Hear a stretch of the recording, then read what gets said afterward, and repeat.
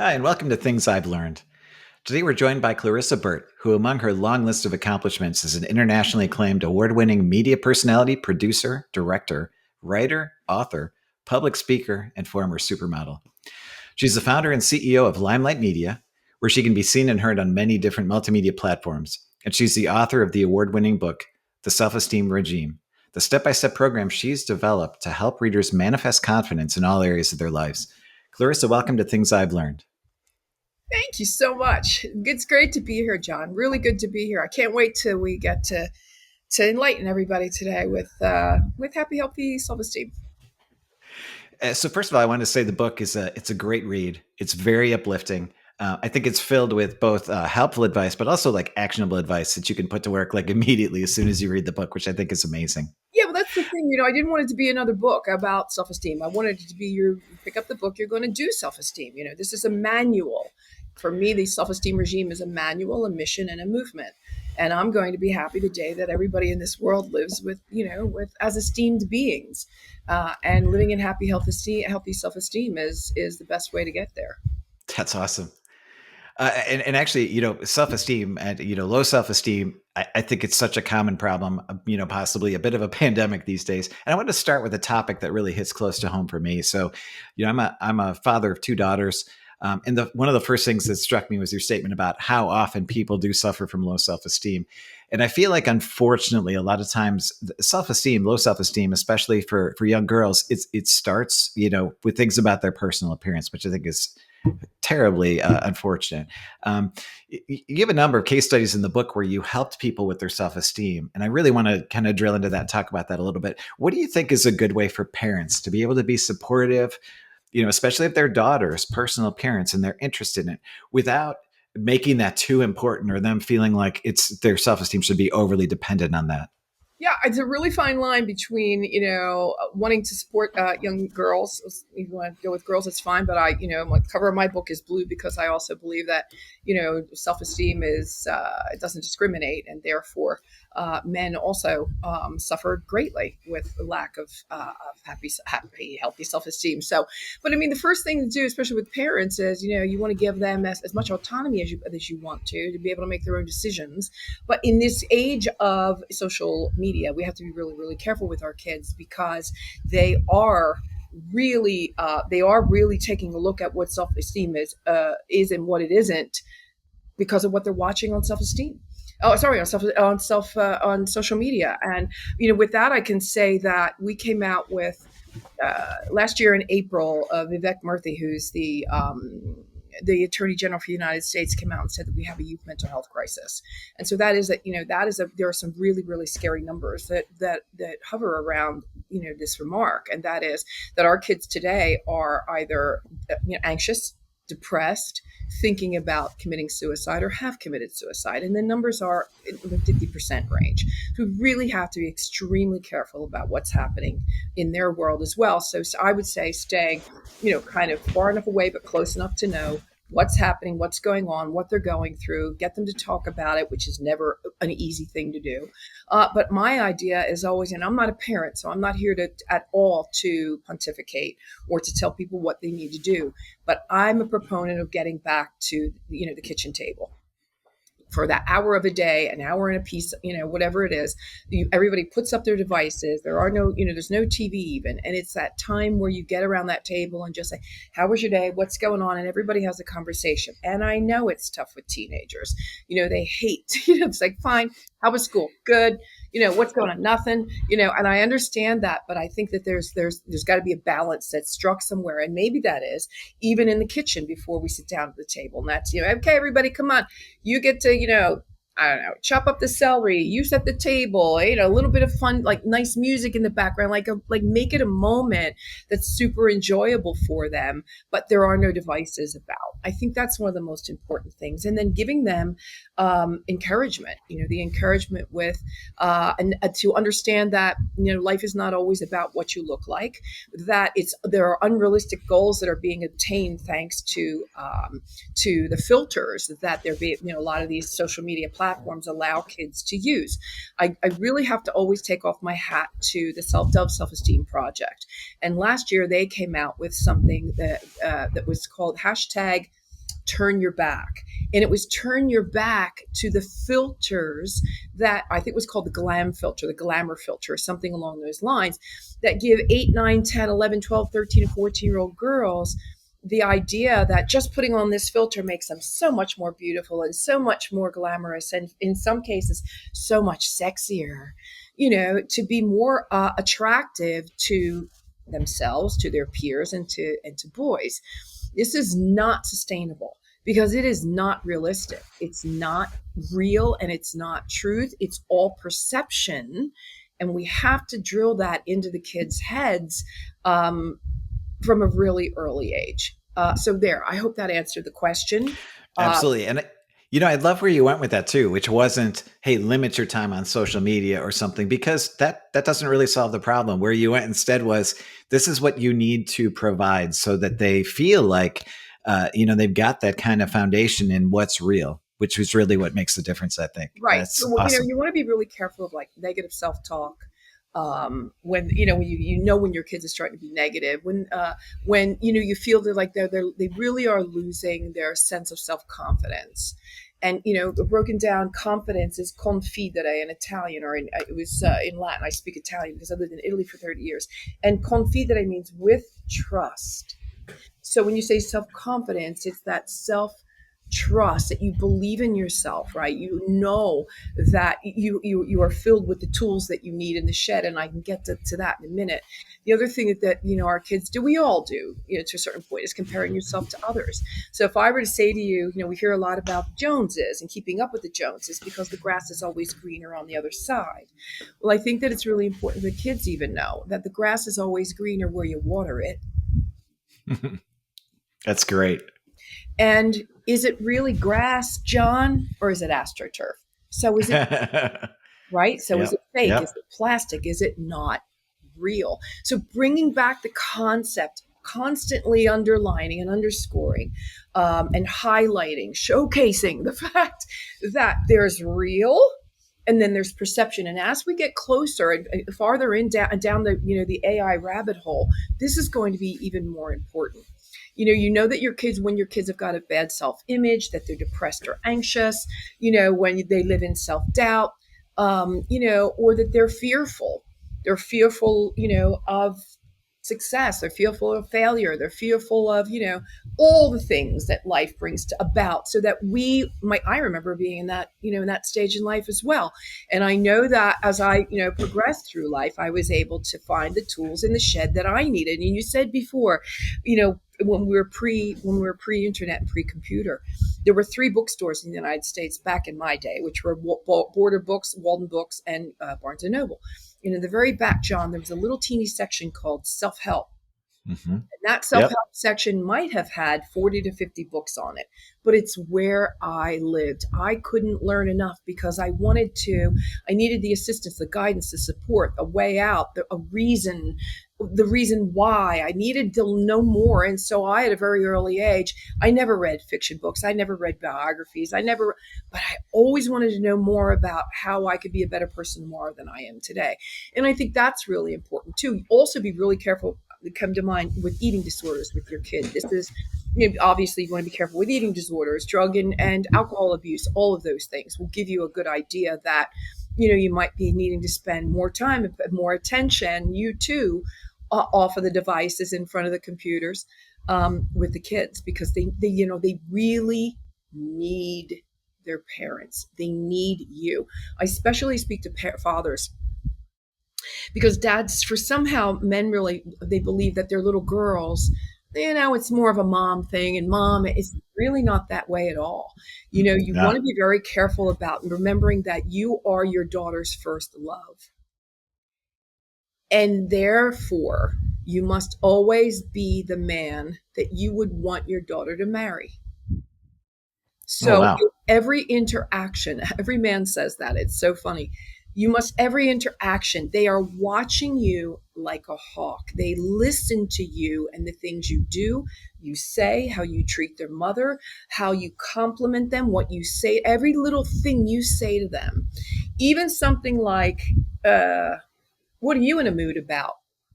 Or, that looks horrible on you. or Oh, really, whatever, yeah, really yeah. need to lose a few pounds. Oof. Whereas it might be true, you might want to say something more aligned with, you know what, next week, guys, we're all going to go on a diet. Dad needs to, Mom, we decided that we need to live a healthier lifestyle, and we're going to be walking an hour, after dinner every night, whatever it is. But you make it so that you work it into the program of the family unit, right? And so it lands in a different way. It lands in, hey, this is going to be fun time with mom and dad now, hopefully. We get to, and you can have your after dinner talks, right? So, whatever it is, however you want to implement that, always remember that men or your fathers are just as important as mothers, and that they should never take a backseat. Obviously, parenting is a co-deal. You're both on the same planet when it comes to parenting your kids, which is not always easy either. But you want to make sure that you as a father, and men out there listening, understand that you are and always will be their first love, and their heart is a fragile beating entity in your hands.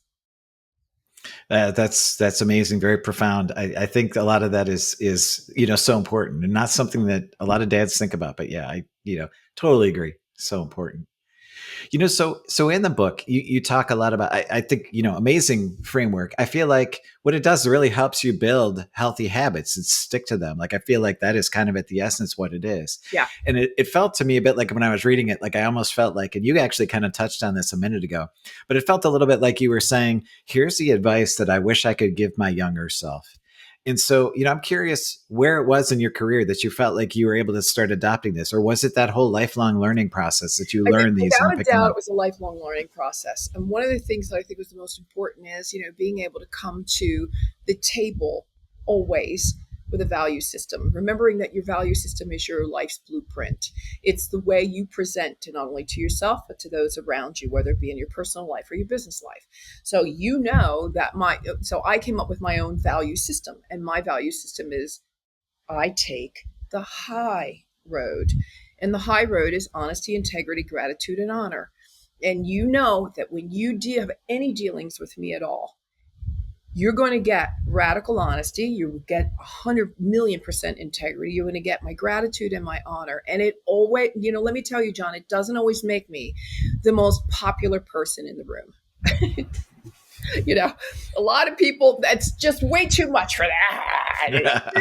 Too much, I don't know, that honesty. It's who I want to be, and it's how I want to present for everything in my life. And so again, a lot of people don't track that way. They find it difficult to be honest all the time. It's easier sometimes. It's a lot easier to kind of shirk your way through life, skirt your way through life, as opposed to standing there and that value system for me is a hill I'm ready to die for or die on. So making sure that when you pick up a book like mine, you're going to and again, there are 12 the chapters in the book. Each one of them begins with a word. A regime is an organized way of doing things. And I have done just that in the book. I've organized it for you so that chapter 1, release. Get rid of all the things you thought you knew, everything you were told was etched in stone, all of the familial tribe, the things that were brought forward, things that you were taught in school, things that you were taught by friends, things that you were taught even by your educative process, or even by faith. Many of the things that our faith may not always resonate, with the different religions and things, with who you may be. And so the things, some people's noses are going to get out of joint, but you're going to have that courage to be able to say, this is my life, this is what serves me, this is how I know I can be a better person tomorrow than I am today, and stand really strong in my stead, knowing that the choices that I am making are making me a better person. That's at the crux of it all. The second chapter is release. No, release, rebuild. Sorry.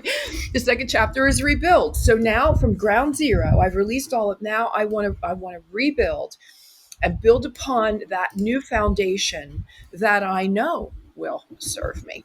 Life is a very, very funny thing, and it will ebb and flow. There are going to be triggers, John, and none of us are perfect. So I can sit here all day long and say, this is how great my book is and how great I want to be.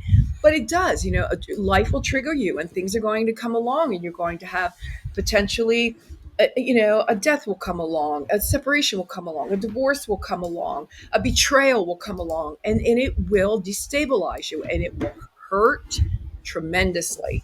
And you have to be able to stand up in the face of all of that and still be a really, really good person, still really be beating from the heart. And so, not always an easy thing to do.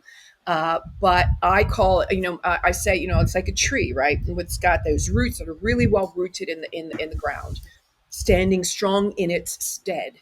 Here comes a hurricane. Here comes a tornado. Here comes, all of that tempest.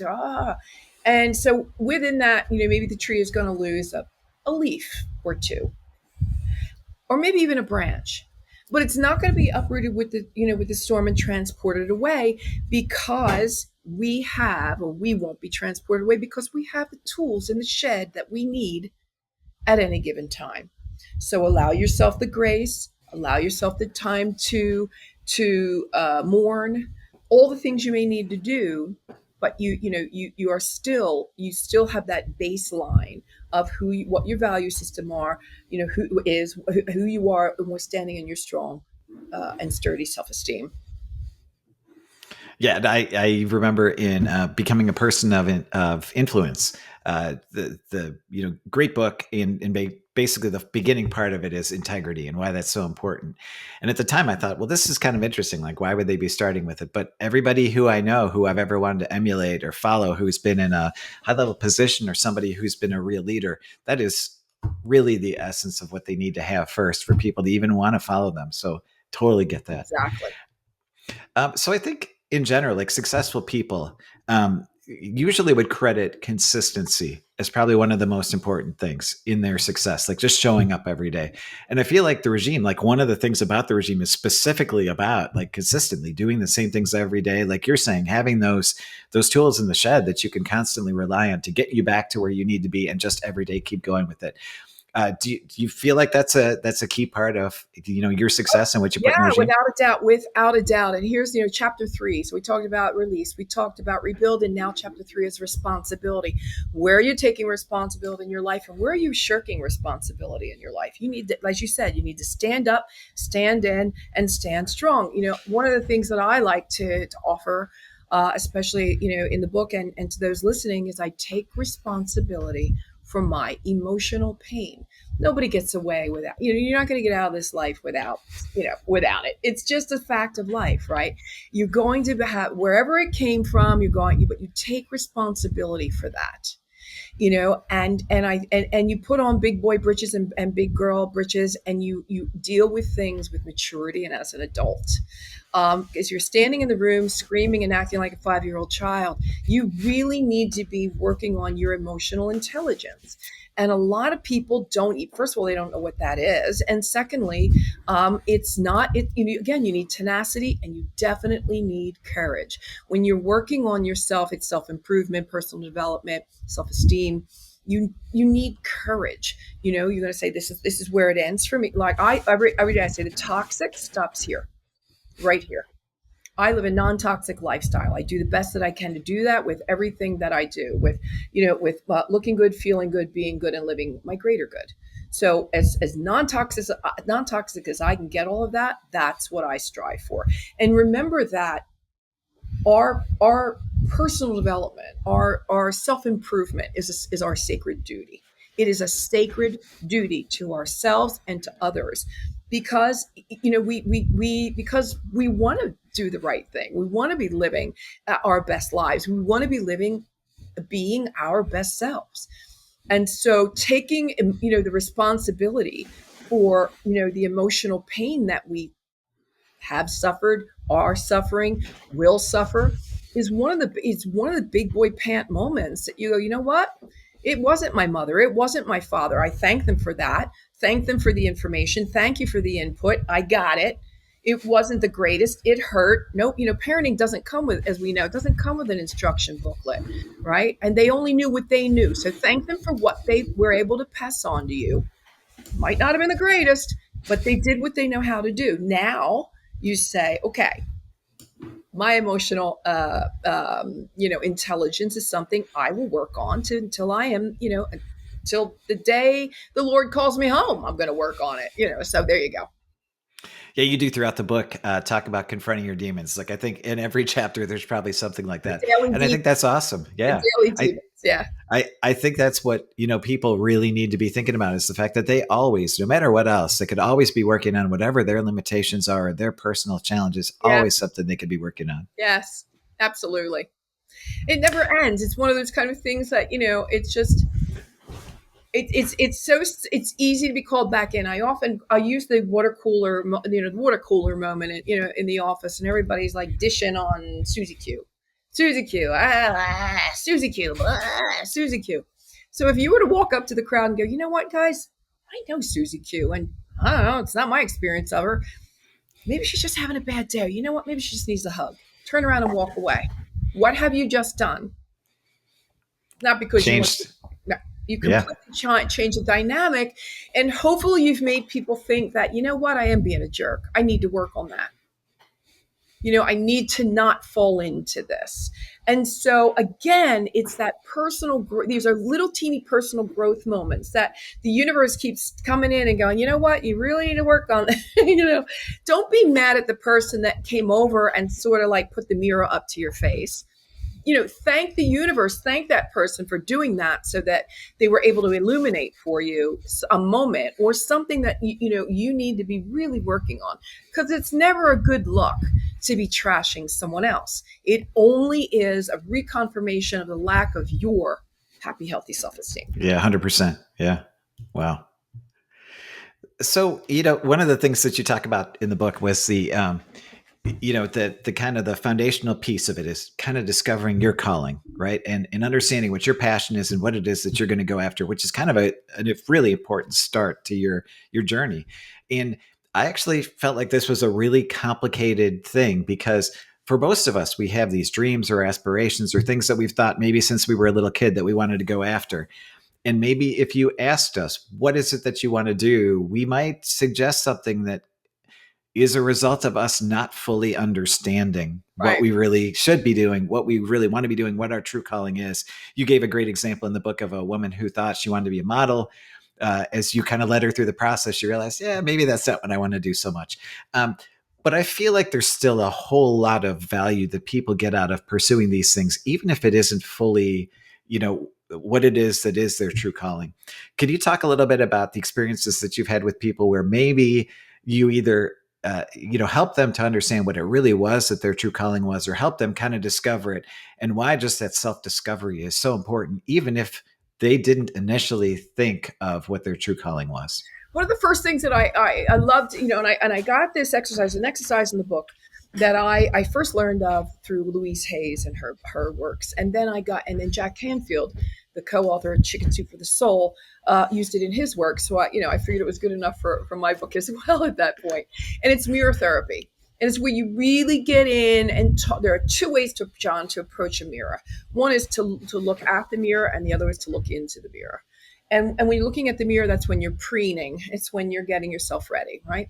And then the second way is when you're looking at the mirror or into the mirror, forgive me. And that is when you're screening. In other words, you're screening yourself. So if you were to do the mirror therapy work and sit there and do, and become basically what is meant to be your best rah-rah session, right? Your best advocate, it people find it to be an extremely difficult thing to do because it is a self-discovery moment. It's something we have probably never have done in our lifetime. We go to a mirror, we get ourselves ready, poof, we're out the door. When you stop and you sit down and you look at yourself in the mirror, you are actually talking to yourself, and you're actually saying things to yourself, and you're saying the things that potentially you wished others would have said to you, but why wait for everybody else to do that? Remember, it's self-esteem. It's not what does everybody else think about me esteem. Right? It's self-esteem. It's the work you will do on yourself. So you sit down and you could start with 30 seconds, a minute, if it's really that uncomfortable. People find this to be extremely uncomfortable.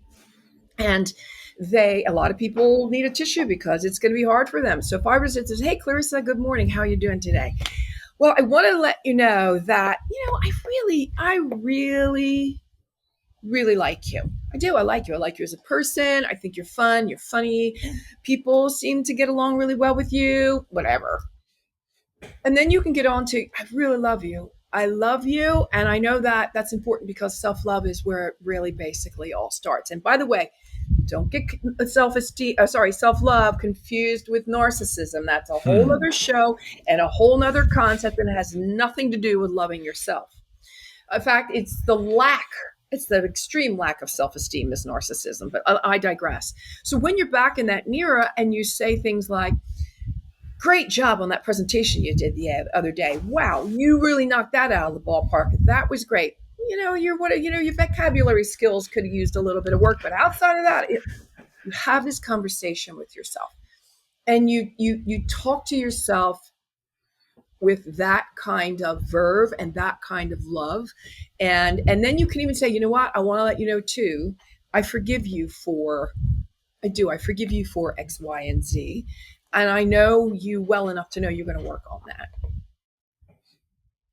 Now, it may look silly, sound silly, feel silly. It's going to be really, really weird and uncomfortable. But again, one of the most impactful, I promise you. Do it for 21 days. Start at a minute and do, second day 2 minutes, third day 3. Do what you can do and get back with me in 21 days and let me know how it goes. And I guarantee you're going to be a different person. That's Guaranteed. amazing. Yeah. Yeah. Wow. Yeah. We also have this concept that we hear a lot about. I am enough. You are enough. We are enough. Everybody's enough. So, John, one day I took it upon myself to take a look at the definition of enough. And the definition of enough is only as much as is required. I'll say it again, only as much as is required. So, just by definition, the word enough isn't enough. Is Yeah. that the wildest thing? So, the Yeah. new mantra is, and I offer it every day to myself and I offer it to everyone listening. The new mantra is, I am so much more than enough. And say that in the mirror as well. Get to the mirror and say, hey, you thought you were enough. Nope. You are so much more than enough. And you're looking really good today. All the things, right? All the things that Yep. you can come up with that will help you, that you must look at you must look at yourself and say, and you will see how much you start to, people have a really hard time loving themselves, John. They just do. Because the overarching theme with 99.999% of the people that I've ever spoken to is, I never thought I was enough. I'm just not enough. Well, who am I to think that I could ever? I'm nobody. First of all, you can't say that on my watch because that just won't fly. You say, well, I'm a nobody. Nope, you're a somebody and you need to, So there are the exercises in the book that you say, we do deal with those daily demons all the time. And this is one of the quickest ways that you can say, no, sorry, Satan, not today. Off my shoulder you go, back to where you came from. No more room in my life for you. And again, the toxic stops here. Yeah, that's amazing. I mean, in so much so, like I've always wondered why it is that people end up in this situation where there's so much negativity around them. And I think if It's nothing else, your book is a great. Well, first of all, it's what you learned at home. And Yeah, yeah, secondly, yeah. it's once you get it's the comparison, what I talked about Hmm. before. When you think the grass is greener on the other side, you're comparing the next door neighbors to their reality, to your reality. And I remind you, it's your perception because you haven't walked a mile in their shoes and you don't know what's going on over there and you don't know if they're, if you just stay watering your own grass. And remember, was that what you saw? Was it astroturf or is it really grass? And if it is grass on the other side and it's beautiful and it's lush and it's green, be happy for them. Be thankful that they're your neighbors. Be thrilled that they are as successful as they are, and then come back and worry about your own. That's awesome. Well, absolutely beautiful book. I'm really impressed that you wrote this. So happy that you're able to share it with it. I think it's very inspirational, and probably more than anything, what I'm impressed with is the fact that you seem to have like this endless energy throughout the book for helping other people and stuff, which is just incredible. Yeah, well, So, you gotta live. You live a good. You live a healthy lifestyle. Again, look good, feel good, be good, greater good. It's outside, inside, head, and heart, right? So if you're living, again, you want to be a better person more than you are today. Do something nice for somebody. Do something kind for somebody. It doesn't always mean money. It can be a smile, a compliment, or holding a door open for someone. It's the little. Let somebody in traffic. Who cares? Let them in. Just yep, live in yep. peace and live in. These are already very difficult times, socially, politically, economically. We're all living it. We're all being impacted by it on a global level. I've had the good luck of traveling around the world quite a few times, and I've seen countries that would absolutely, do anything to be in the position that many of us are in. So, if you're complaining, please don't. Just find a better thing to do with your time. And yeah, if it's not my book you pick up, my book is in Barnes and Noble. It's been there for the last 2.5 years. It's an international bestseller. You will do the work, and I'd say that to say, when I referred back to that self-esteem section in the bookstores back in the day, it was just a little teeny section. Today, the personal development industry is $1 billion industry, a pluri-billion-dollar industry. And therefore, there's no reason that you can't pick up a book, find a meetup, get a document, a movie, find a meetup, all the different things that you can find on social media. There's courses, classes, people. We're all out here. There are a lot of good people out here. So if you need the help, get the help. Yeah, appreciate, just the message in general. Like I feel like the very thing that's going to help people in general with self-esteem is so many people trying to help others too, which I think is just going to make the world a better place. Without a doubt. So thank you so much for being on the show. Really appreciate it. John, I really appreciate you having me. Thanks again. Thank you.